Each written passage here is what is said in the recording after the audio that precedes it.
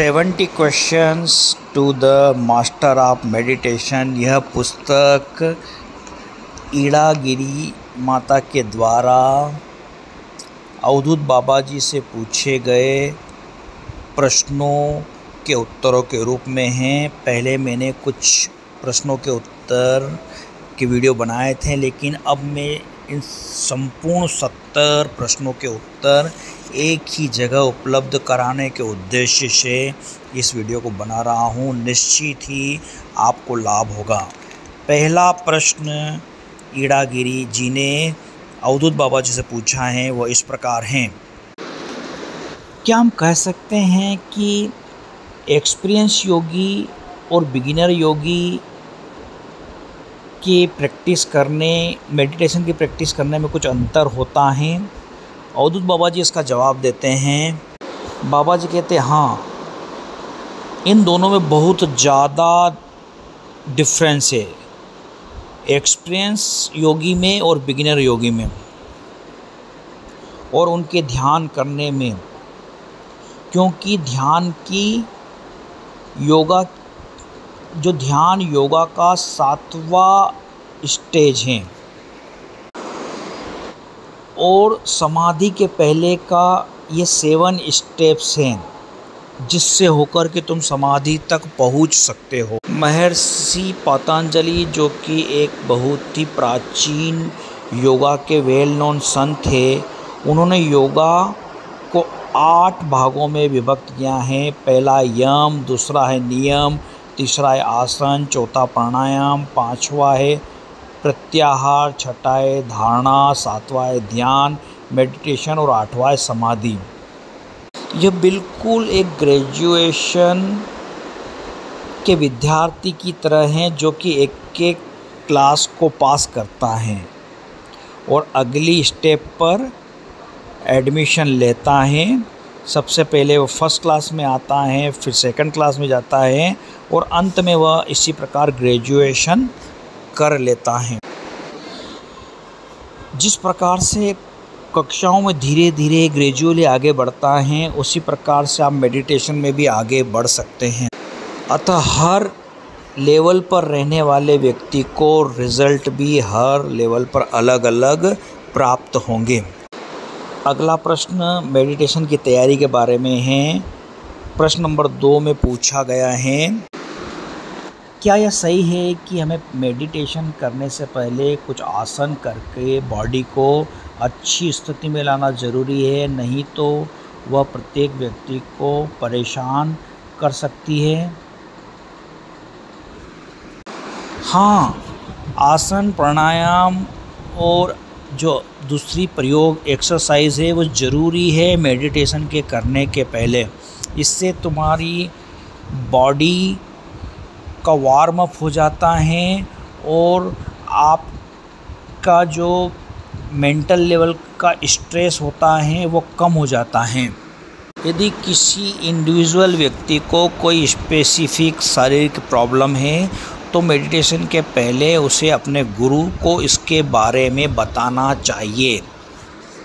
प्रश्न क्रमांक 3 है, क्या प्राणायाम मेडिटेशन में महत्वपूर्ण भूमिका निभाते हैं? अवधूत बाबा जी कहते हैं कि हाँ, प्राणायाम की मेडिटेशन की सक्सेस में एक महत्वपूर्ण भूमिका है, क्योंकि प्राणायाम के द्वारा ही प्राणों को गति मिलती है। इससे एक प्रकार की अग्नि उत्पन्न होती है, जो तुम्हें मेडिटेशन में लंबे समय तक बनाए रख सकती है।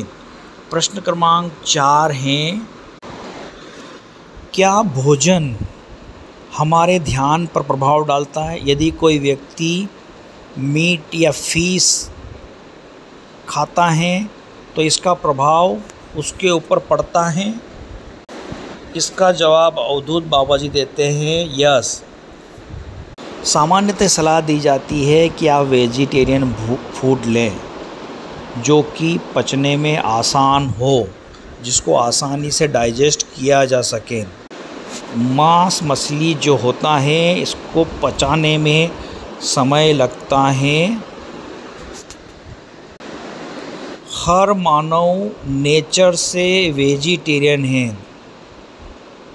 क्योंकि उनमें शिकार खेलने वाले दांत और पंजे नहीं पाए जाते जो कि शेर और कुत्ते में होते हैं। अतः हमारी प्रकृति वेजिटेरियन की है, अतः हमें वेजिटेरियन फूड ही ग्रहण करना चाहिए। 5वां प्रश्न पूछा गया है बाबा जी से कि मॉडर्न समय में लोग शहरों में रहते हैं और उनको रिलैक्स होने में और उनके विचारों को शांत होने में बहुत ही समय लगता है। इसके बारे में आप क्या एडवाइस देना चाहेंगे? इस प्रश्न का उत्तर अवधूत बाबा जी देते हैं कि शहरों में कई रिसोर्सेज उपलब्ध हैं जो व्यक्ति को रिलैक्स कर देते हैं मानसिक लेवल पर या फिज़िकल लेवल पर, लेकिन जो ग्रामीण एरिया हैं वहाँ पर इस प्रकार की फैसिलिटीज़ नहीं रहती है। यानी कि उनके पास, शहरी लोगों के पास कई वैज्ञानिक संसाधन है जैसे टीवी, मोबाइल इत्यादि, लेकिन जो गांव के लोग हैं वो केवल पर्सन टू पर्सन अपने रिलैक्स के लिए संबंधित है। एक व्यक्ति अपनी थकावट के लिए खुद जिम्मेदार होता है। प्रत्येक व्यक्ति को अपने रिलैक्सेशन के लिए कुछ समय निकालना चाहिए। यदि वह इसे करना चाहता है तो अपनी बॉडी को रिलैक्स करता है तो उसको इसके अच्छे रिजल्ट प्राप्त होते हैं। 24 घंटों में से कुछ समय हमें अपने रिलैक्सेशन के लिए देना चाहिए। वह रिलैक्सेशन की मेथड कुछ भी हो सकती है, भिन्न भिन्न हो सकती है। प्राणायाम हो सकते हैं, ब्रीथिंग एक्सरसाइज हो सकती है, खेल हो सकते हैं, एनीथिंग, कुछ भी। अगला प्रश्न यह है कि क्या दिन का समय मेडिटेशन की सफलता के लिए अच्छा है? जैसे कि टेम्परेचर, ठंडा होना, गर्म होना।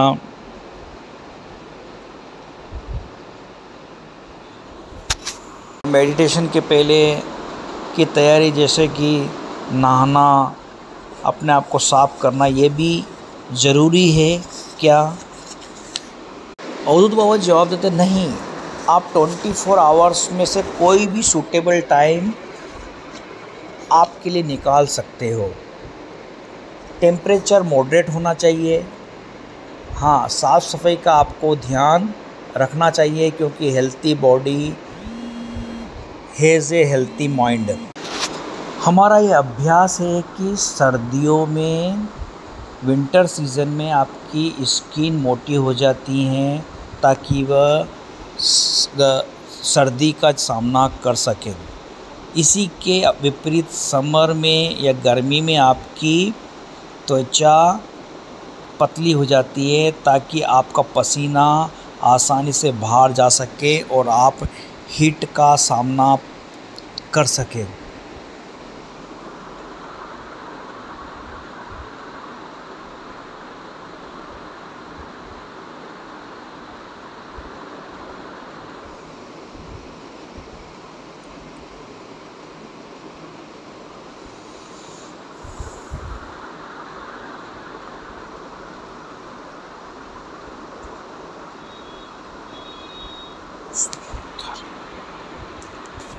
स्मूथर क्या होता है?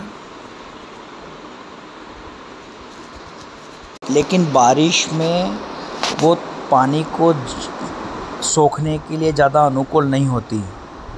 अतः मॉडरेट टेम्परेचर में हमें ध्यान करना चाहिए, न ज़्यादा गर्मी हो न सर्दी हो। दूसरा महत्वपूर्ण ध्यान के लिए है कि आपको एक निश्चित समय पर ही ध्यान करना चाहिए। एक निश्चित समय पर डेली ध्यान करने से आपकी जो बायोलॉजिकल घड़ी है वो सेट हो जाती है और आप ध्यान में आसानी से प्रवेश कर सकते हैं। इससे तुम आसानी से ध्यान में प्रवेश कर सकते हो। निश्चित समय पर ध्यान करने से यह तुम्हारी आदत बन जाएगी और तुम निश्चित समय पर सोओगे और निश्चित समय पर भी ध्यान करने के लिए उठ जाओगे। यह सब ध्यान हेतु आवश्यक निर्देश हैं। Questions to the master of meditation book, जो कि ईड़ा गिरी माता जी के द्वारा अवधूत बाबा जी से प्रश्न पूछे गए हैं। उसमें से 7वां प्रश्न ईड़ा गिरी जी के द्वारा अवधूत बाबा जी से पूछा गया है कि हमें इकट्ठे होकर ग्रुप में मेडिटेशन करना चाहिए या अकेले। अवधूत बाबा जी जवाब देते हैं कि जो अकेले होकर मेडिटेशन होता है वो बहुत ही अच्छा होता है, क्योंकि इकट्ठे ग्रुप में मेडिटेशन करने से वहाँ पर टाइम का प्रतिबंध रहता है कि एक निश्चित समय तक ही आप मेडिटेशन कर सकते हैं। अकेले आप बहुत लंबे समय तक ध्यान कर सकते हैं, अतः हमेशा अकेले मेडिटेशन करें। लेकिन क्लास में हो तो एक सामूहिक रूप से मेडिटेशन भी आप कर सकते हैं। 8वां प्रश्न पूछती है ईड़ागिरी कि जब हम समूह में ध्यान करते हैं तो कोई एक व्यक्ति हमें गाइडेंस करता है कुछ निश्चित धारणाओं पर ध्यान लगाने के लिए, लेकिन जब अनुभूतियाँ बताई जाती है तो कोई व्यक्ति अलग प्रकार की अनुभूति बताता है और कोई अलग प्रकार की अनुभूति, जबकि हम धारणा एक ही वस्तु की कर रहे होते हैं। अवधूत बाबा जी बोलते हैं कि यह केवल एक काल्पनिक संसार है, ये मन की अनुभूति है और मन की धारणा है और कुछ नहीं, सबको अनुभूति अलग अलग ही होगी। 9वां क्वेश्चन है कि यह ध्यान में यह बताया जाता है कि एक निश्चित आसन जैसे कि वज्रासन, सिद्धासन या पद्मासन की पोजीशन में भी हमें ध्यान करना चाहिए, लेकिन कुछ लोग जो इन आसनों में बैठ नहीं सकते हैं वो लेट कर के ध्यान करते हैं, जैसे कि पीछे तकिया लगा कर के या दीवान पर बैठ कर के। तो क्या यह ध्यान करने की स्थिति सही है? मेडिटेशन किसी भी आसन में करने का उद्देश्य मात्र यह रहता है कि आप लंबे समय तक बिना हिले डुले किसी आसन में बैठ जाओ। विशेष आसन एक आवरण होता है जो आपकी सक्रिय ऊर्जा होती है उसे अपव्यय न होकर आपके उस एनर्जी को अपव्यय नहीं होने देता। एक निश्चित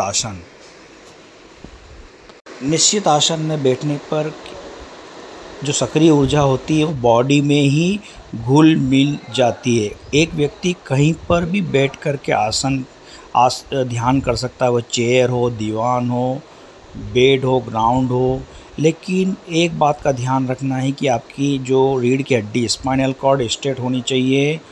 और ध्यान से पहले आपको एक ध्यान रखना चाहिए कि आपकी दोनों नोस्ट्रिल से श्वास बाहर आना चाहिए, यानी कि आपकी सुषुम्ना अगर आप चल रही हैं और उस स्थिति में आप ध्यान करोगे तो आपका ध्यान ज़्यादा लगेगा। अवधूत बाबा जी बोलते हैं कि लेट करके ध्यान करना ठीक नहीं है, क्योंकि इससे आप निद्रा में प्रवेश कर सकते हैं।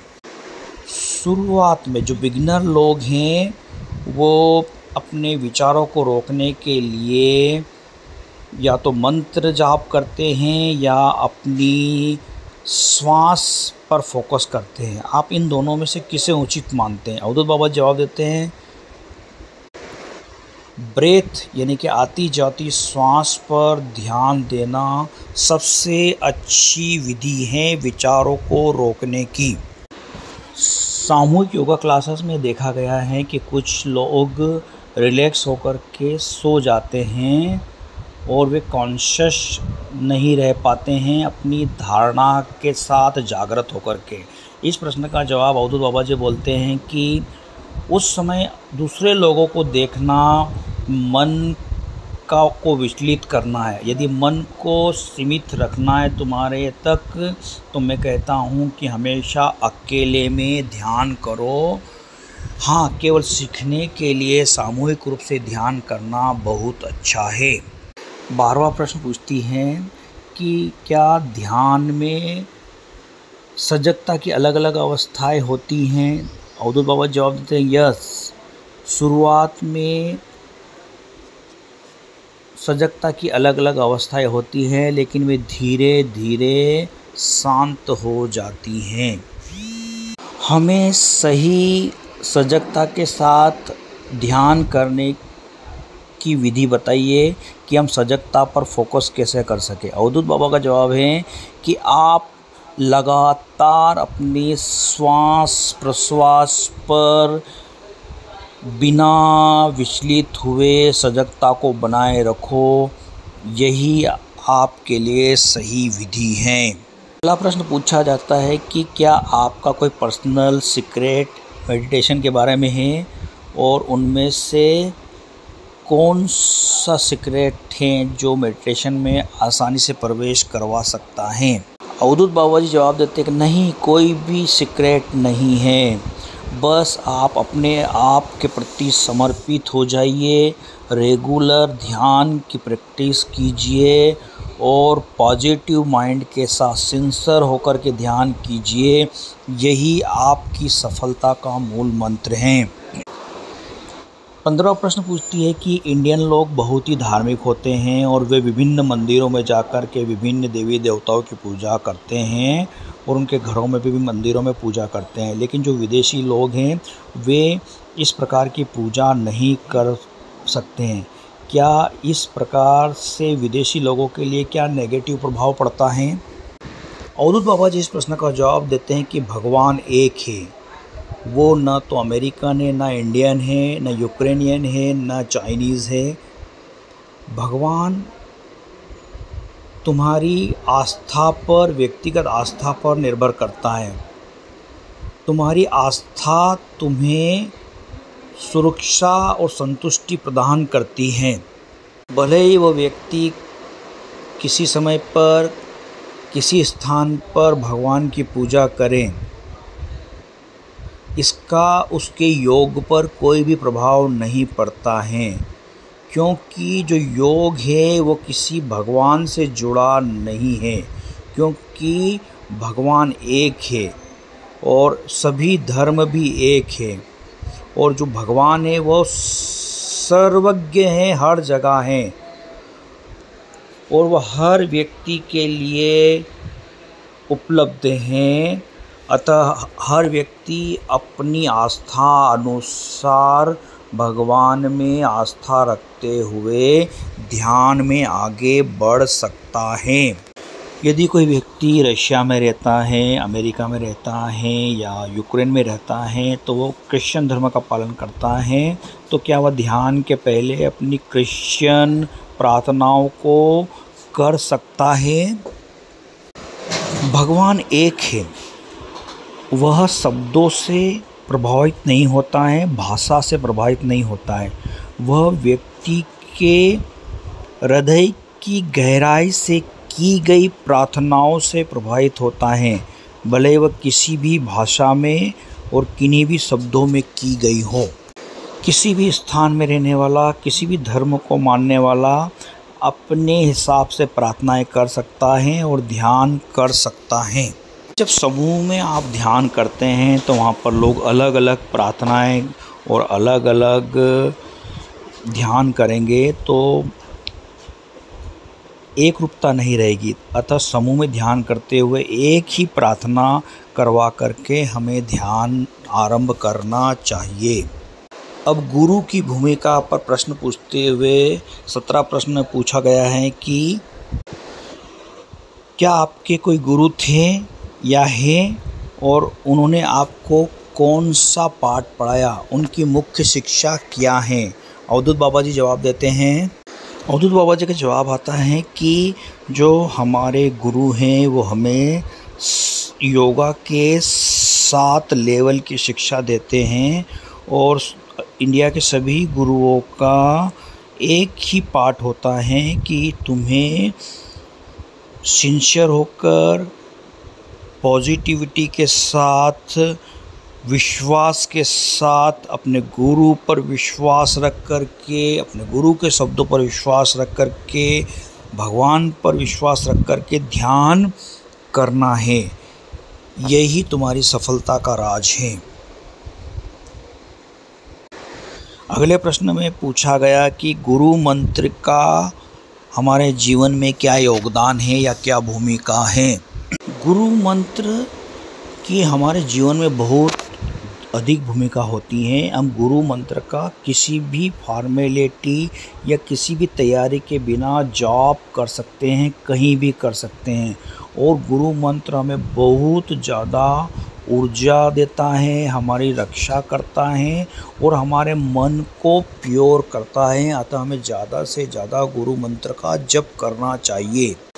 अगला प्रश्न पूछा गया कि क्या आपके जुना अखाड़े में कोई स्पेशल ध्यान की विधि साधुओं के लिए है। अवधूत बाबा जी का जवाब है कि नहीं, सभी ध्यान की विधि कॉमन है और प्रत्येक व्यक्ति के लिए एक ही प्रकार की प्रैक्टिस बताई गई हैं। जिस गुरु ने बहुत ही गहन ध्यान में का अनुभव प्राप्त किया है, उसका हमारे जीवन में क्या भूमिका रहती है। इस प्रश्न का जवाब अवधूत बाबा जी देते हैं। वो कहते हैं कि गुरु का हमारे जीवन में महत्वपूर्ण योगदान है, क्योंकि वह हमें जिसने ध्यान का सत्यता से अनुभव किया है, वही हमें ध्यान का सही पाठ पढ़ा सकते हैं और सही ज्ञान दे सकते हैं। एक गुरु जो वास्तविक ध्यानी है, वही हमारे डाउट्स को हमें क्लियर कर सकता है और वही हमें गाइड कर सकता है कि हमें आगे किस प्रकार से ध्यान करना चाहिए। अब आगे के प्रश्न ध्यान की गतिविधि के बारे में है। उसमें से पहला क्वेश्चन है 21वां,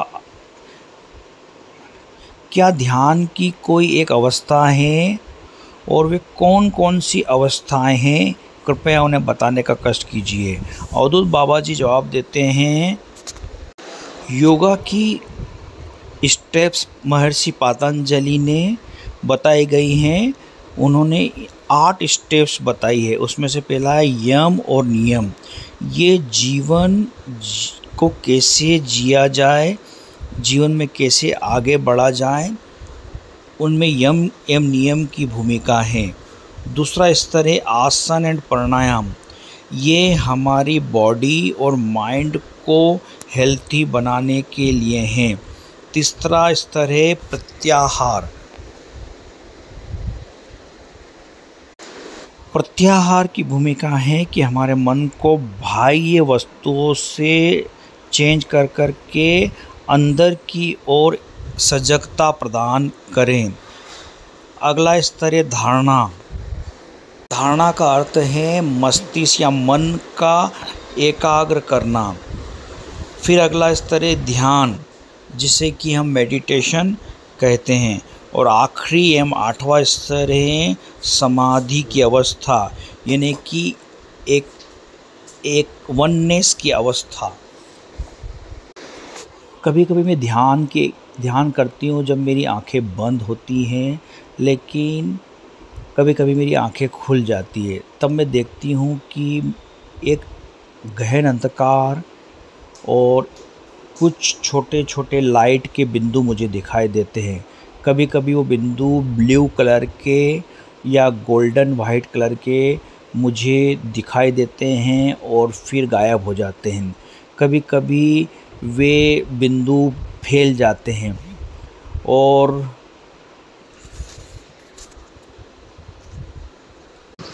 एक नया स्पॉट्स मुझे दिखाई देने लगता है। आप इसके बारे में क्या बताएंगे। अवधूत बाबा जी का जवाब, यस, ये ध्यान की प्रारंभिक अवस्था है। ये सजगता में प्रवेश करने और ध्यान में प्रवेश करने के पहले की अवस्था है। इसी प्रश्न में आगे एड़ागिर जी पूछते हैं कि क्या यह मेरे प्रत्याहार के अनुभव है।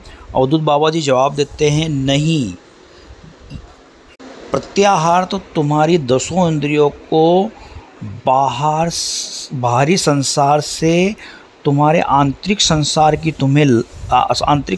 की ओर तुम्हें लाएगा। जिस प्रकार से कछुआ अपने हेड और अपने सभी पैरों को अपने आप में सिकोड़ करके बैठ जाता है। ठीक उसी प्रकार से तुम्हें तुम्हारी 10 इंद्रियों को बाहरी विषयों से हटा करके तुम्हें आंतरिक विषय की ओर जोड़ना है, और यही प्रत्याहार है। ये प्रत्याहार योगा की 5वां स्टेप है।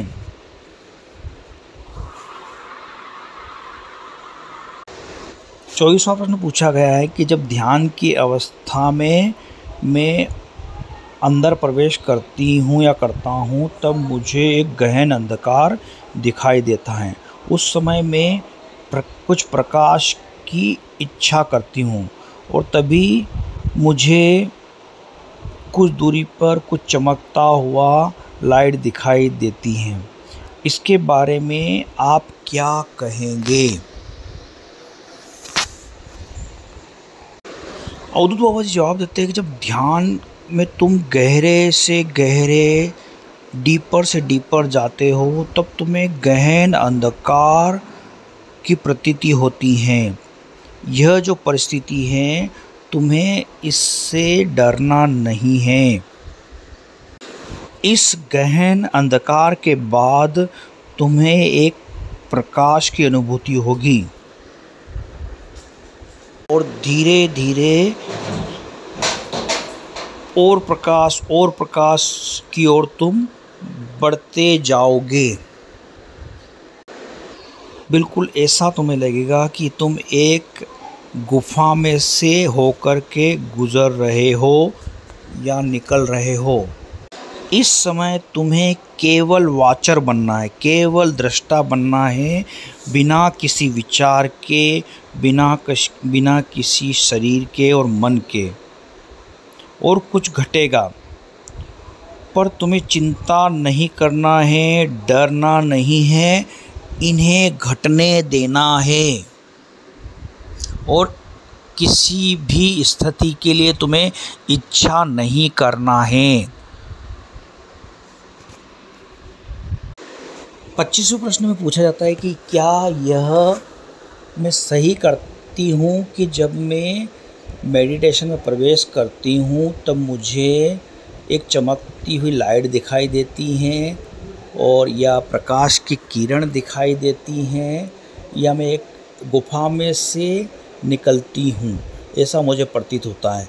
तो मुझे इस पर कंसंट्रेट करना चाहिए। क्या मैं ये सही कर रही हूँ?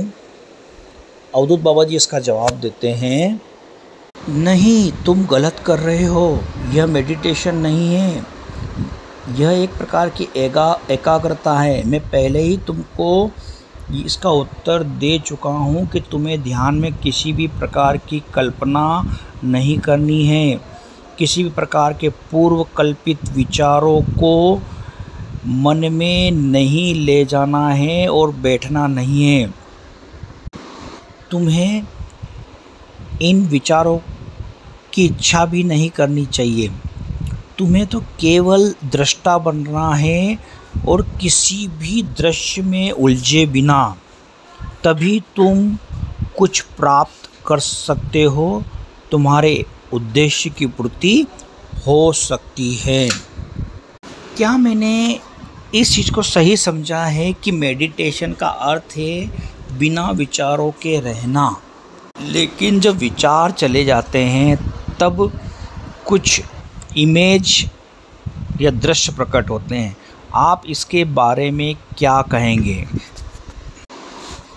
जब मैं एक दिन ध्यान कर रही थी तब मुझे ध्यान में मैंने भगवान शिव से बात की। क्या यह मेरे लिए सही है या सही एक्सपीरियंस है? आप मुझे इसका जवाब दीजिए।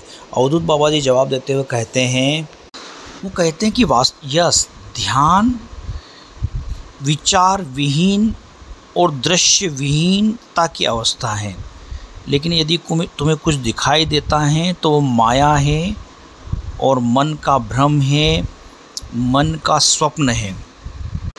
तुम इस थॉटलेस विचारहीन अवस्था में जितना बैठ सकते हो उतना बैठो। तुम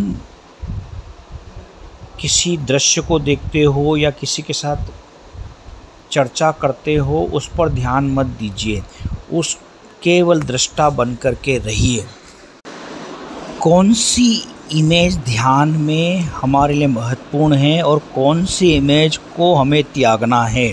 अवधूत बाबा जी 27वें प्रश्न का उत्तर देते हैं, हर प्रकार की इमेज को हमें त्यागना है, कोई भी इमेज के लिए क्राइटेरिया नहीं है।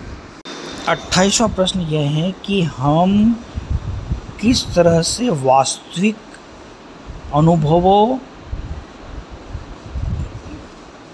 जो ध्यान में होते हैं उनमें वो अंतर कर सकते हैं कि ये वास्तविक अनुभव है। जो विचार हमारे, जो कल्पनाएं हमारे मन में उठती है, जिनका हम अनुभव करते हैं कोई व्यक्ति, क्या वे हमारी पढ़ी हुई चीज़ें जो हमने पहले किताबें पढ़ी हैं, वे विचार हमारे मन में आते हैं या हमारी भावनाएं हैं? इस प्रश्न का जवाब देते हुए अवधूत बाबा जी कहते हैं, अवधूत बाबा जी इस प्रश्न का जवाब देते हैं कि तुम एक ही प्रश्न को अलग अलग शब्दों में पूछ रही हो। मेडिटेशन का केवल एक ही अर्थ है, वो है विचार विहीन अवस्था। कोई भी कल्पना मेडिटेशन नहीं है। तुम्हें केवल उस विचार विहीन अवस्था को ही महसूस करना है। कोई भी तुम्हारी पढ़ी हुई चीज़ें या तुम्हारे इमोशन, ये मेडिटेशन नहीं है, ये केवल तुम्हारा मन है। अगला प्रश्न 29वां प्रश्न है, क्या मेडिटेशन के समय मन बंद हो जाता है, स्विच ऑफ हो जाता है? अवधूत बाबा जी इसका जवाब देते हैं, नहीं, माइंड तो एक्टिव रहता है, लेकिन वो बहुत ही महीन या पतला हो जाता है और उसमें विचार या कल्पना नहीं रहती हैं। 30वां प्रश्न में ये पूछा गया है कि क्या आपके पास कोई आपका व्यक्तिगत अवस्था है जब आपने ध्यान में प्रवेश किया था? इसका जवाब अवधूत बाबा जी देते हैं कि हाँ, मुझे ध्यान के में अंदर प्रवेश करने का और ध्यान में बाहर आने का अनुभव है। मैं यह निश्चित रूप से जानता हूँ कि जब ध्यान में अंदर गहन यानी डीपर और डीपर प्रवेश करते हैं और जब हम ध्यान से बाहर आते हैं, तब हमारा माइंड में और हमारे शरीर में कुछ दर्द हो सकता है। जब तुम ध्यान से बाहर आते हो तब तुम्हें तनाव होता है, क्योंकि कोई भी ध्यान की अवस्था से बाहर आना नहीं चाहता है। जब तुम ध्यान से बाहर आते हो वो भी सब ऑटोमेटिक होता है और मेडिटेशन में सब कुछ अपने आप घटता है। तुम अपने फिज़िकल बॉडी, एस्ट्रल बॉडी और एस्ट्रल वर्ल्ड को महसूस करते हो। यह सब कुछ तुम्हारी इच्छा के बिना और तुम्हारे कंट्रोल के बिना घटने वाली घटनाएं हैं। 31वें प्रश्न में पूछा गया है कि क्या ध्यान महिला और पुरुष को अलग अलग अनुभव देता है? अवधूत बाबा जी जवाब देते हैं कि नहीं, मेडिटेशन मन की एक अवस्था है और यह केवल हमारी मन की अवस्था पर निर्भर करता है, न कि हमारे महिला या पुरुष होने पर निर्भर करता है। अगला प्रश्न 32वें प्रश्न में पूछा गया है कि कभी कभी कुछ कवि अच्छी रचनाएं बना देते हैं या एक आर्टिस्ट अच्छा क्रिएशन कर देते हैं। क्या यह आर्टिस्ट या पोएट का जो क्रिएशन है, यह भी क्या उनके मेडिटेशन के अनुभव है? अवधूत बाबा जी जवाब देते हैं कि वास्तविक अनुभव में और स्वप्न में, कल्पना में अंतर है। एक कवि होता है, वो कल्पना पर काम करता है, स्वप्न पर काम करता है और अपनी मेमोरी के आधार पर अपने विचारों को व्यक्त करता है अपने माइंड के हिसाब से, अपने अनुभव के हिसाब से। लेकिन एक योगी वह होता है जो वास्तविक एक्सपीरियंस प्राप्त करता है जब वह गहन ध्यान में होता है। अगले 33वें प्रश्न में पूछा गया है कि क्या हम गहन ध्यान में प्रवेश कर सकते हैं जब हम बहुत लंबे समय तक साइलेंस होकर, विचार विहीन होकर के, कल्पना विहीन होकर के प्रैक्टिस करें। इस प्रश्न का जवाब अवधूत बाबा जी बोलते हैं कि यस, हम लंबे समय तक विचार विहीन, कल्पना विहीन होकर के ध्यान में बैठते हैं, तब हम गहन मेडिटेशन में प्रवेश कर सकते हैं। अगला प्रश्न पूछा गया है कि कितने लंबे समय का ध्यान अच्छा मेडिटेशन माना जाता है। अवधूत बाबा जवाब देते हैं, जितना आप बैठ सकते हो, जितना समय आप धीरे धीरे बढ़ा सकते हो, वह तुम्हारे लिए अच्छा मेडिटेशन होगा। 35वें प्रश्न में उनकी एडवाइस पूछी गई है कि ध्यान में आपके हिसाब से उसकी सफलता के लिए क्या निर्णायक होगा। अवधूत बाबा जी जवाब देते हैं कि सिंसेरिटी, पॉजिटिविटी और रेगुलरिटी से आप ध्यान करते हैं तो आपके लिए यह सफलता की कुंजी है। 36वां प्रश्न पूछा गया है कि जब कभी हम ट्रेन की यात्रा या बस की यात्रा या हवाई यात्रा में हो, तब उस फ्री समय में हम ध्यान करते हैं तो क्या वह हमारे लिए अनुकूल होगा।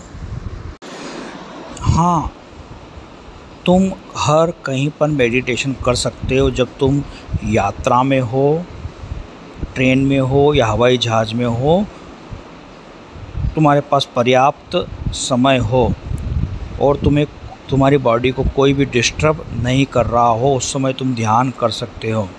तुम में यह एबिलिटी है कि तुम अपने मस्तिष्क को यह कौशन दे सको कि मैं जब कभी इस अवस्था में रहूं, मैं ध्यान में चला जाऊं और जब कोई मुझे हिला डुलाए मैं ध्यान से वापस आ जाऊं। हमें फ्री टाइम का अधिक से अधिक ध्यान हेतु उपयोग करना चाहिए। 37वें प्रश्न में पूछा गया है कि बहुत ही बड़ी मिस्टेक या कॉमन मिस्टेक क्या है जो योगी अपने शुरुआत के ध्यान की प्रैक्टिस में करता है।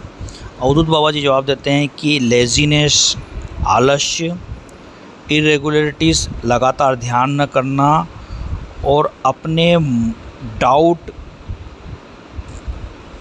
को क्लियर ना कर पाना, ये सबसे बड़ी कॉमन समस्या बिगिनर की है। अब अगले भाग में ध्यान के रिज़ल्ट, परिणाम क्या होते हैं, उनके बारे में प्रश्न पूछे गए हैं और उसी संबंधित 38वां प्रश्न है, क्या कोई ऐसा एक मापक या इंडिकेटर है जिससे हम पता कर पाएँ कि हमारा ध्यान सही प्रकार से घट रहा है स्टेप बाय स्टेप।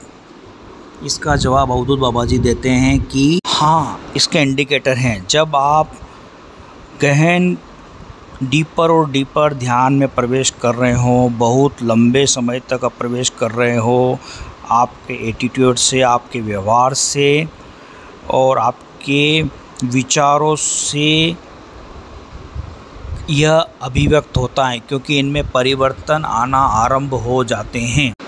एक व्यक्ति स्वयं ही इन चेंजेस को अनुभव कर सकता है, क्योंकि वह व्यक्ति पीसफुल हो जाएगा, मन शांत हो जाएगा, उसका मन प्योर हो जाएगा और उसका जो हार्ट है वो बहुत ही सजग और या कॉन्शियस हो जाएगा।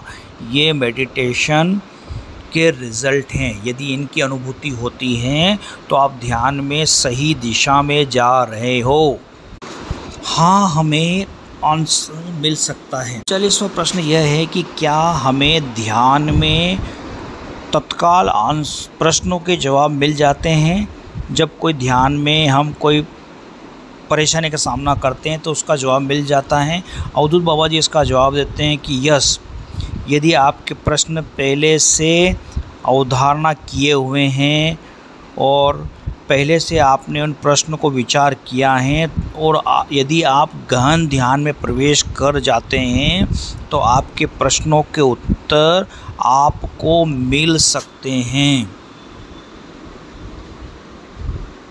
40वां प्रश्न ये है कि क्या मेडिटेशन हमारे सहज ज्ञान को बढ़ाता है? अवधूत बाबा जवाब देते हैं यस, मेडिटेशन हमारे सहज ज्ञान को बढ़ाता है। अगला प्रश्न यह है कि क्या मेडिटेशन का हमारी हेल्थ पर पॉजिटिव इफ़ेक्ट पड़ता है? उत्तर अवधूत बाबा जी का है यस, इसका पॉजिटिव इफ़ेक्ट पड़ता है। 42वां प्रश्न है कि मेडिटेशन का उद्देश्य क्या है? यदि आपके अलग अलग उद्देश्य से आप ध्यान कर रहे हो तो उसमें से आपका मुख्य उद्देश्य क्या होना चाहिए? आपका मुख्य उद्देश्य यह होना चाहिए कि आपको समाधि में प्रवेश करना है।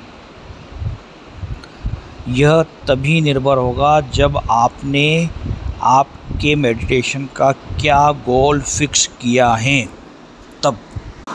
43वां प्रश्न पूछा गया है कि समाधि के बारे में आपके क्या विचार हैं? अवधूत बाबा जी जवाब देते हैं कि समाधि का मतलब है कि आपकी एकता हो गई, वननेस हो गई गॉड के साथ।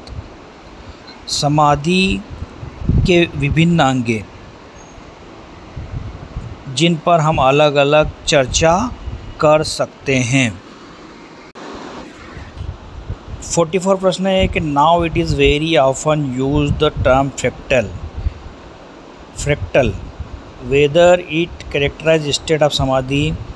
इसका आशय यह है कि एक बहुत ही ज़्यादा यूज़ किए जाने वाला वर्ड है आकार या फ्रैक्टल। क्या यह समाधि का सही अर्थ है? तो अवधूत बाबा जवाब देते हैं नहीं। 45वां प्रश्न जो कि बहुत ही महत्वपूर्ण है, इसमें पूछा गया है कि क्या मेडिटेशन करने से हमारी पर्सनल लाइफ पर क्या प्रभाव पड़ता है? अवधूत बाबा जवाब देते हैं कि यदि आप मेडिटेशन की प्रैक्टिस रेगुलर करते हैं तब आप प्योर हो जाते हैं, आध्यात्मिक हो जाते हैं, आपका हार्ट और माइंड प्योर और आध्यात्मिक हो जाता है और आप समाधि की अवस्था तक पहुंच सकते हैं या पहुंच सकेंगे कंटिन्यू ध्यान करने से। 46वें नंबर से कंपोनेंट ऑफ सक्सेस के बारे में प्रश्न पूछे गए हैं कि ध्यान के सफलता के कौन से कंपोनेंट्स हैं। उसमें 46 प्रश्न में ये पूछती हैं कि कुछ लोग विश्वास करते हैं कि हम ड्रग से भी मेडिटेशन में पहुंच सकते हैं, तब हम क्यों इतना लंबा समय लगातार समय प्रैक्टिस में बर्बाद करें? केवल कुछ ड्रग की स्मोकिंग करें और हम मेडिटेशन के अनुभव में प्रवेश कर सकते हैं। इसके बारे में आपका क्या जवाब होगा? अवधूत बाबा जी इस प्रश्न का जवाब देते हैं कि ड्रग तो पॉइजन है, यह निश्चित ही तुम्हारे मन शरीर को धीरे धीरे मार देगी। तुम्हारे मन की ऊर्जा और तुम्हारा नर्वस सिस्टम शरीर का धीरे धीरे जहरीला बना देगी, जिससे तुम्हारी शारीरिक घड़ी है जो इंटरनल क्लॉक है वो प्रभावित होगी। ड्रग के प्रभाव में जो कुछ तुम्हें अनुभव होता है वह केवल कल्पना है। मैं सभी को यह एडवाइस देना चाहता हूँ कि वे ड्रग का यूज़ करना रोकें और अपने जीवन की रक्षा करें, और यह ध्यान रखें कि जीवन में कभी ड्रग का उपयोग नहीं करें। अपने शरीर की रक्षा करें, अपने देश की रक्षा करें, पूरे विश्व की रक्षा करें। यदि हमें बचना है तो इस ड्रग को अवॉइड करें।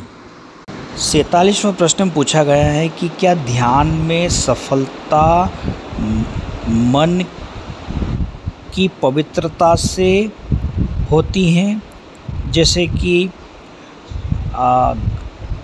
अब्सेंस ऑफ ग्रीड, घृणा और क्रोध, इनकी कमी से हमें ध्यान में आगे बढ़ सकते हैं?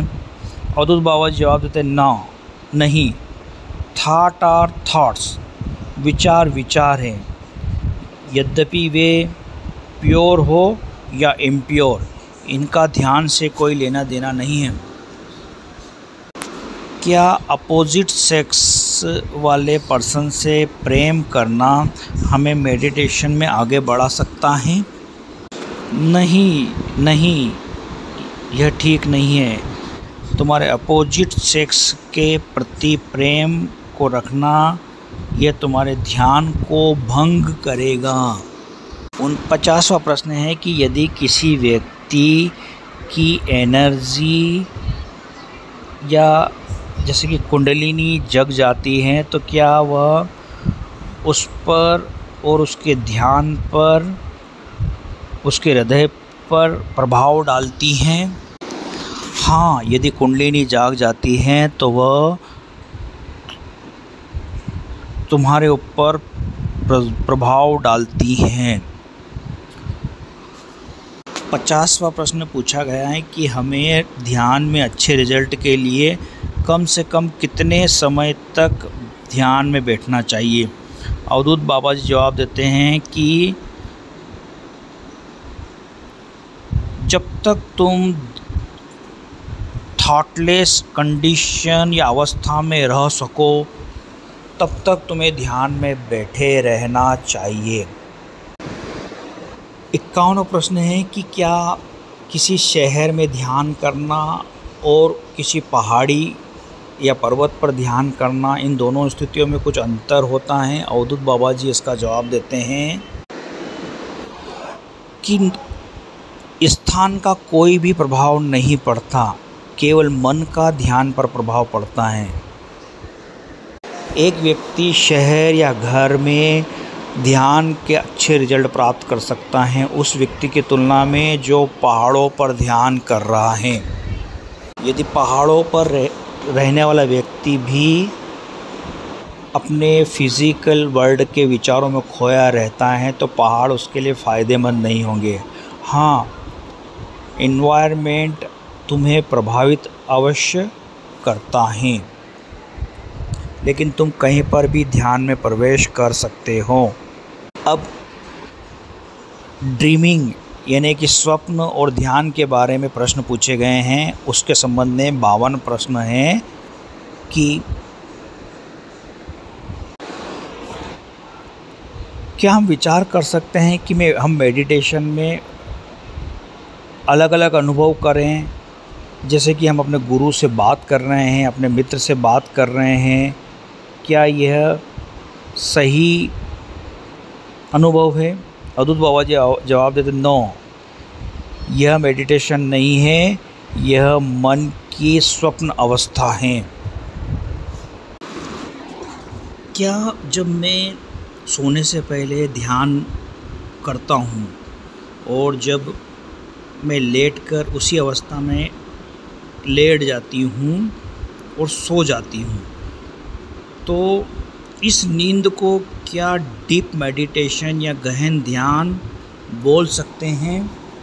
अवधूत बाबा जी इसका जवाब देते हैं इसकी 2 अवस्थाएं हैं। पहली है यदि आप गहरी नींद में चले जाते हो तो तुम्हें अगले दिन बहुत ही फ्रेशनेस महसूस होगी जागने के बाद। दूसरी अवस्था यह है कि जब तुम ध्यान में बैठे हो और जब तुम ध्यान में जो महसूस कर रहे थे वैसा के वैसा ही तुम सुबह जागने पर भी महसूस करो तो समझो कि तुम गहन ध्यान में थे। 54वां प्रश्न इससे जुड़ा हुआ है। इसका मतलब यह है कि जब मैं थोड़े समय के लिए सोया था तब मेरा मेडिटेशन, मैं कुछ समय तो ध्यान में प्रवेश कर गया था, लेकिन जागते समय मैं वापस मेडिटेशन में आ गया। इस प्रश्न का आशय यह है कि जब मैं ध्यान करने से पहले सोई तो मैं कुछ समय तो निद्रा में गई, लेकिन वापस मैं ध्यान में प्रवेश कर गई। क्या इसका अर्थ यह है? अवधूत बाबा जी इसका जवाब देते यस। इसका अर्थ यह है कि आप लगातार मेडिटेशन में ही रही। 55वां प्रश्न है कि मेडिटेशन के अनुभव और स्वप्न में क्या अंतर है और क्या ये स्वप्न भविष्य सूचक हो सकते हैं? अवधूत बाबा जी जवाब देते हैं कि जब तुम मेडिटेशन में होते हो तो जो कुछ भी तुम्हारे सामने घटता है उसके प्रति तुम कॉन्शियस होते हो, सजग होते हो, नींद में नहीं होते हो। लेकिन जब तुम नींद में होते हो बिना कॉन्शियसनेस के और जो कुछ तुम्हारे सामने घटता है वह स्वप्न है। अब प्रोफेटिक ड्रीम या भविष्य सूचक ड्रीम के बारे में कहते हैं कि जो कुछ तुम सजगता के साथ देखते हो इसी को प्रोफेटिक ड्रीम कहा है। 56वां प्रश्न है भी स्वप्न के बारे में। कुछ लोग भविष्य सूचक स्वप्न देखते हैं और वे प्रश्न करते हैं कि कभी वे स्पेस में चले जाते हैं और वे वहाँ के अनुभव को ग्रहण करते हैं। वे लोग ये कहते हैं कि स्वप्न उन्हें अच्छे एक्सपीरियंस देते हैं। तो क्या यह माना जाए कि ड्रीम भी जीवन का ही एक हिस्सा है? अवधूत बाबा जी जवाब देते हैं कि हाँ, there are 3 form of life. जीवन के 3 प्रकार हैं। पहला है जागृत।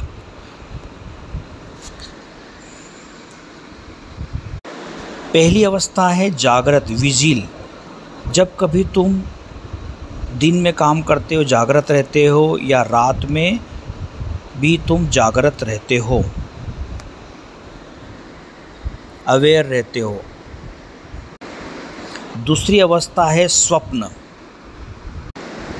तुम इसे हाफ स्लीप या आधी निद्रा कह सकते हो या स्कैटर्ड स्लीप या उथली या बिखरी हुई निद्रा कह सकते हो, जब तुम टुकड़े टुकड़े में निद्रा लेते हो।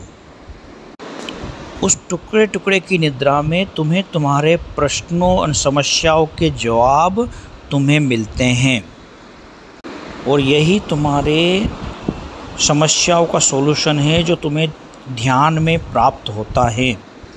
जब तुम गहरी स्लीप में चले जाते हो तब तुम्हें आंसर मिलते हैं और यही एक फैक्ट थिंकिंग है और इस फैक्ट थिंकिंग में ही तुम निद्रा में जाते हो, तब तुम्हें तुम्हारी समस्याओं के उत्तर मिलते हैं। तीसरी अवस्था है सुषुप्ति। इसका अर्थ है डीप या गहन निद्रा, गहन स्लीपनेस। इस अवस्था में तुम पूर्णतः विचार विहीन होते हो। इस अवस्था में कुछ समय के लिए तुम्हारी बॉडी रिचार्ज हो जाती है और तुम सुबह बिल्कुल फ्रेश अनुभव करते हो। यह पूर्णतः विचार विहीन अवस्था है। 57वें प्रश्न का आशय यह है कि जब कभी मैं निद्रा में जाती हूँ अपने प्रश्नों के जवाब लेने के लिए तो मुझे उन प्रश्नों के जवाब नहीं मिलते हैं, लेकिन उन्हीं प्रश्नों के जवाब मुझे संसार में से कुछ लोगों से चर्चा करते हुए मिल जाते हैं। तो इसका आशय यह है कि जागृत भी एक प्रकार का स्वप्न है और यह सब कुछ हमारे साथ जो घट रहा है यह केवल इल्यूशन है या ड्रीम है। इसके बारे में आप क्या कहेंगे? इसका जवाब देते हुए अवधूत बाबा जी कहते हैं कि करेक्ट आंसर पहले दिया जा चुका है। जागृत अवस्था वह होती है जिसमें व्यक्ति सुबह से शाम में सोने तक पूरे समय सजग रहता है, अपनी खुली आँखों से, फिजिकल रूप से और मेंटल एक्टिविटी को करते हुए, वो दिन हो या रात। ब्रह्म सत्य जगत मिथ्या, यह उपनिषद में कहा गया। गॉड इज़ ओनली ट्रू, भगवान केवल सत्य है।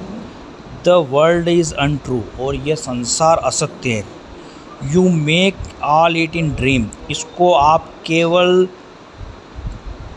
केवल स्वप्न माने, केवल इल्यूशन माने, केवल ये माइंड का इल्यूशन है। आगे के प्रश्न भगवान के अनुभव और मेटाफिजिकल लव के बारे में है। 58वां प्रश्न है, क्या यह संभव है कि प्रत्येक व्यक्ति योग के द्वारा भगवान को प्राप्त कर सके? अवधूत बाबा जी इसका जवाब देते हैं कि नहीं, भगवान को प्राप्त करने के कई रास्ते हैं। आप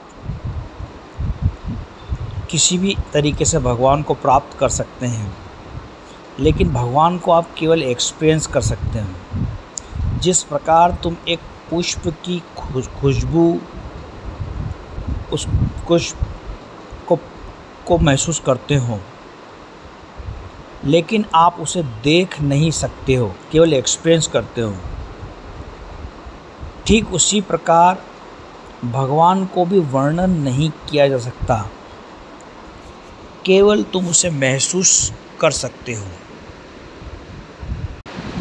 59 प्रश्न पूछती है कि आपने एक निबंध लिखा है जिसमें meditation initiates the development of eternal love, उसकी क्या विधि है? मेडिटेशन से भगवान के प्रति प्रेम जागृत होता है, यह निबंध आपने लिखा है, उसकी विधि के बारे में आप हमें बताइए।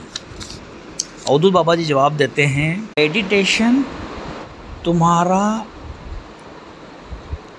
व्यवहार, तुम्हारे विचार और तुम्हारे ईश्वर के प्रति एकाग्रता को चेंज कर देता है, और इसी से तुम भगवान के प्रति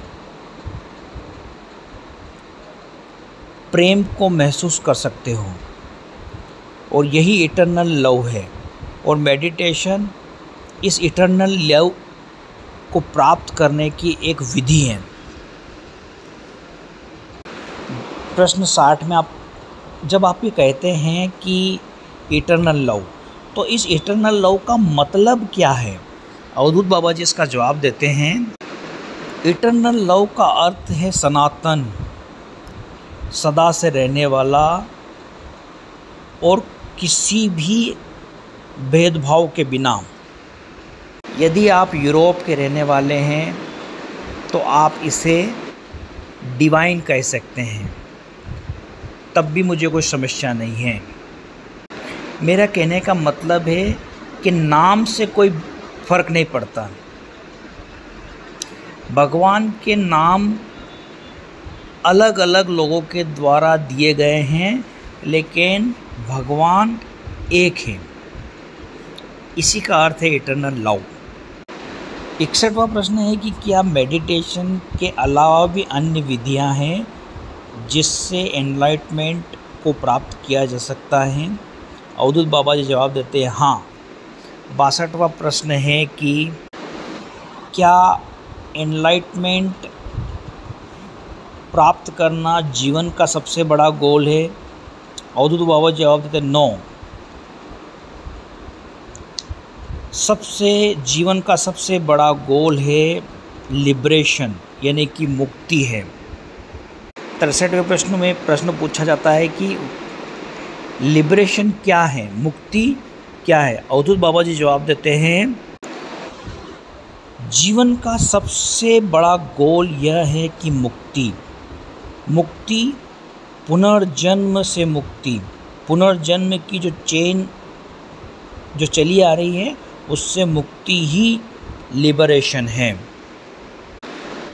64वें प्रश्न पूछा गया है कि किस प्रकार से एनलाइटमेंट और इटर्नल लव जुड़े हुए हैं, इनका आपस में क्या संबंध है? अवधूत बाबा जी इसका जवाब देते हैं शरीर और आत्मा अथवा तुम और तुम्हारा शरीर जब एक रूपता वननेस घटेगी, उसका मतलब है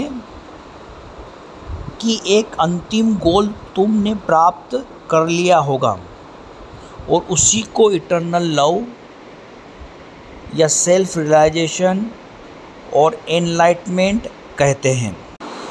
एनलाइटमेंट का अर्थ है लिबरेशन प्राप्त करने के स्रोत हैं। उन्हीं में से जो मेडिटेशन या योगा है वो भी एनलाइटमेंट को या इस लिबरेशन को प्राप्त करने का एक स्रोत है। 63वां प्रश्न है कि what can you say about persons conscious exist from the physical body into the astral world. इस प्रश्न का आशय ये है कि आप क्या कहना चाहेंगे कि एक व्यक्ति सजगता रूप से एग्जिस्ट कर रहा है फिजिकल बॉडी से एस्ट्रल बॉडी में। आजकल यह वर्ड पॉपुलर हैं और कई रशियन और अमेरिकन लोग इस प्रकार की विधि का उपयोग करते हैं। इस प्रश्न का जवाब अवधूत बाबा जी देते हैं कि मैंने भी एस्ट्रल ट्रेवल्स का अनुभव किया है। शरीर से बाहर आकर के एस्ट्रल वर्ल्ड में घूमना। एस्ट्रल बॉडी क्या होती है? वो सेपरेट सीक्रेट प्रोसेस हैं एस्ट्रल वर्ल्ड में जाने के लिए, और उसकी सीक्रेट प्रोसेस है संकल्प के द्वारा आप एस्ट्रल वर्ल्ड में प्रवेश कर सकते हो। इस संकल्प विधि को मैं किसी को बताना नहीं चाहिए। इस संकल्प की विधि को यदि तुम प्राप्त करना चाहते हो तो उसे अपने गुरु से इस नॉलेज को प्राप्त करना चाहिए। मैं तुम्हें यह विधि पढ़ा सकता हूँ, लेकिन मैं इस विधि को तुम्हें अभी नहीं बता सकता। कुछ लोग इस एक्सपीरियंस को प्राप्त करते हैं लेकिन वे ड्रीम में ही रहते हैं, वो वास्तविक अनुभव को प्राप्त नहीं करते हैं। अगला प्रश्न है कि as we know our world is populated by all sort of astral entities, can we say that meditation is treasure which can to use only those who have a physical body. इस प्रश्न का आशय ये है कि हम ये जानते हैं कि हमारा जो पूरा वर्ल्ड है वो सूक्ष्म जीवों या सूक्ष्मता से उत्पन्न हुआ है। क्या हम इसे मेडिटेशन एक धन मान सकते हैं जिससे उस सूक्ष्मता को प्राप्त कर सकें, और उसके लिए हमें फिजिकल बॉडी की आवश्यकता होती है? इस प्रश्न का जवाब अवधूत बाबा जी देते हैं कि यस, निश्चित ही हमें फिजिकल यानी भौतिक शरीर की आवश्यकता पड़ती हैं। इसीलिए मानव जीवन सबसे महत्वपूर्ण और कीमती है, क्योंकि इस शरीर के बिना हम कुछ भी नहीं कर सकते। 67वां या 67 प्रश्न है, आपने मुझे पहले बताया है कि तुम्हें तुम्हारे पास्ट के बारे में नहीं सोचना चाहिए, क्योंकि वह पहले ही घट चुका है। क्योंकि जिस पोजीशन में मैं हूँ उसमें मेरे पास्ट की भूमिका है, और वर्तमान और फ्यूचर और पास्ट एक दूसरे से जुड़े हुए हैं समय के साथ। इसके बारे में आप क्या कहना चाहेंगे?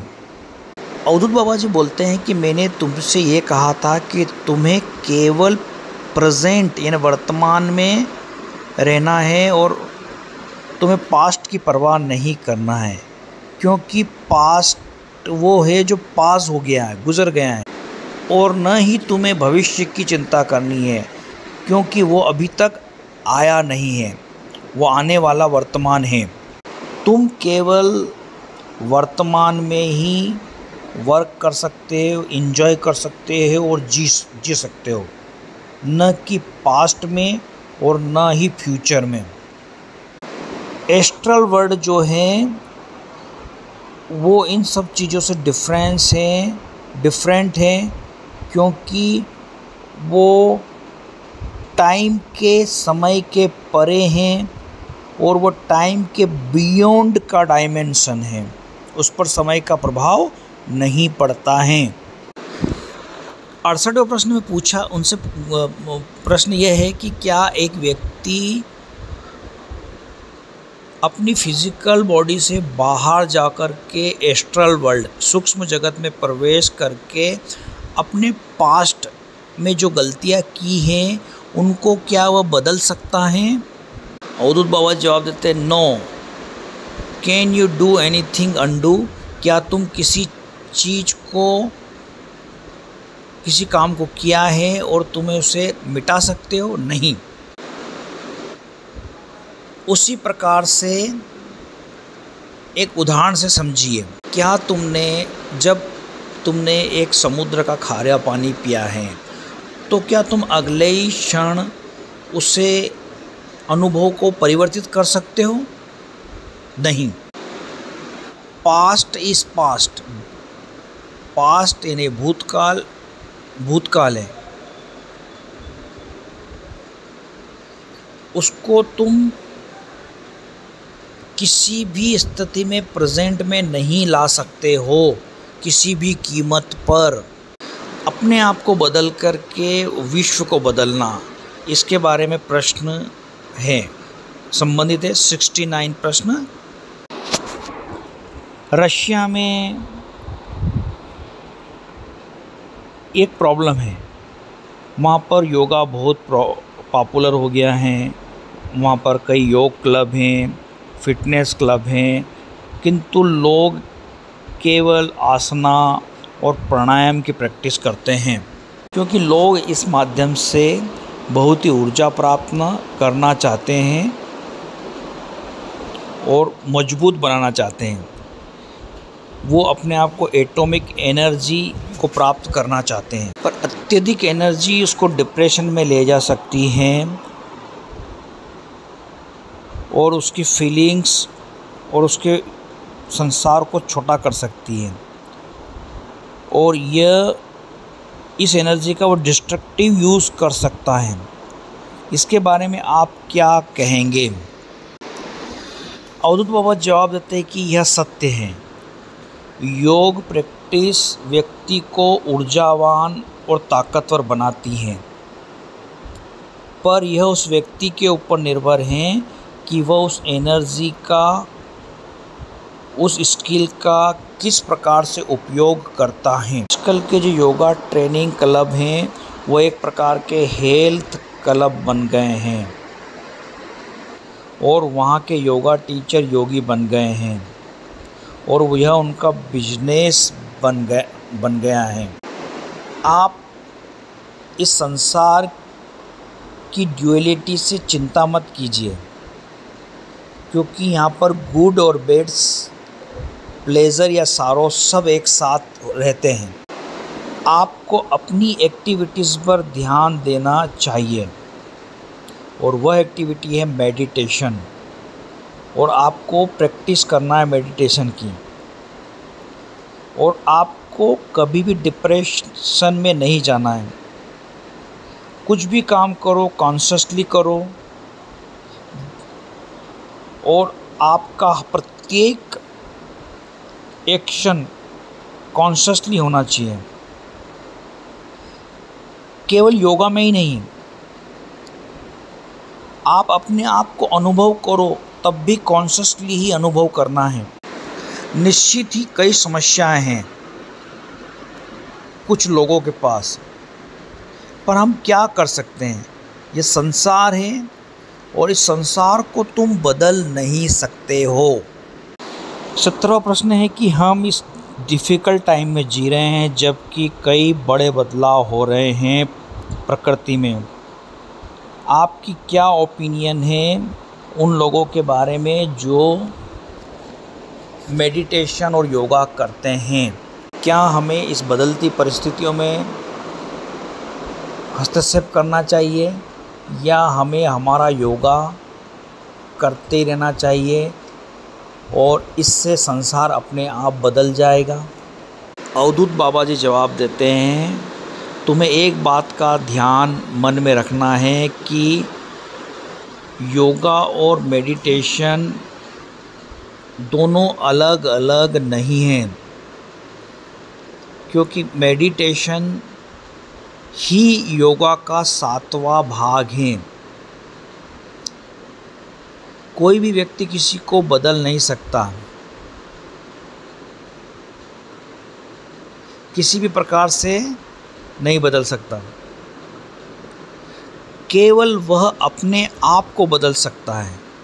अतः दूसरों की चिंता छोड़ो, तुम्हें अपने आप को प्योर करना है, डिवाइन करना है, अपने जीवन को देवीय लाइफ बनाना है।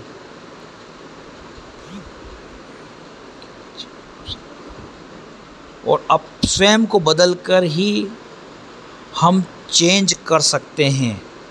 ऑफ कोर्स यदि हम अब स्वयं को बदलेंगे इंडिविजुअल को, तो यह विश्व अपने आप बदल जाएगा। 7 questions to the master of meditations. इस पुस्तक के 70 ही प्रश्नों को एक साथ मैंने हिंदी अनुवाद करने की कोशिश की है।